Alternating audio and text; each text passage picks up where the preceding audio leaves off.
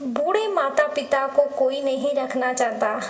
3 बेटे और बेटी के चेहरे पर एक ही सवाल था। वह सब 1 घंटे से अस्पताल के बरामदे में टहल कर इसी सवाल का जवाब सोच रहे थे। मेरा ख्याल है राजेश भैया सबसे बड़े हैं, इसलिए उनका कर्तव्य है कि वे अम्मा को अपने घर ले जाएं। छोटी बहन नीलिमा ने भाई को देखते हुए कहा।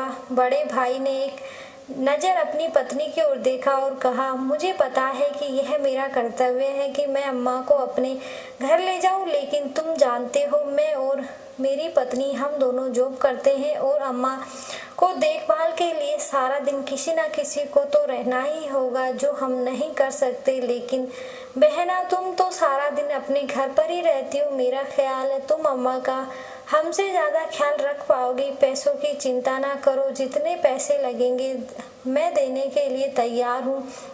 भाई राजेश ने पैसों पर जोर देते हुए नीलिमा से कहा, भैया मेरी तो बड़ी ख्वाहिश है कि मैं अम्मा का खूब ख्याल रखूं, उनकी सेवा करूं, लेकिन आप मेरे ससुराल वालों को तो जानते ही हो ना, मुझसे यह सब बर्दाश्त नहीं होगा कि कोई मेरे भाइयों को बुरा भला कहे। मेरा ख्याल है मनोज भैया के घर में अम्मा ज़्यादा आराम से रह सकती हैं। छोटे भाई ने सुरेश ने भी बहन की हाँ में हाँ मिलाई। मनोज और उसकी पत्नी ने एक दूसरे की तरफ देखा ऐसे लग रहा था वह ऐसे आंखों ही आंखों में एक दूसरे को कुछ कह रहे हो। उसके बाद मनोज ने कहा, तुम सब तो जानते ही हो ना, हमारे घर में अम्मा का दिल नहीं लगता। वह तो हमारे घर 2 दिन से ज़्यादा रहती भी नहीं थी, तो क्या होगा, अम्मा को कौन अपने घर में रखेगा। नीलिमा ने अपने छोटे भाई सुरेश को देखते हुए कहा, अरे तुम सब मुझे तो देखो ही नहीं,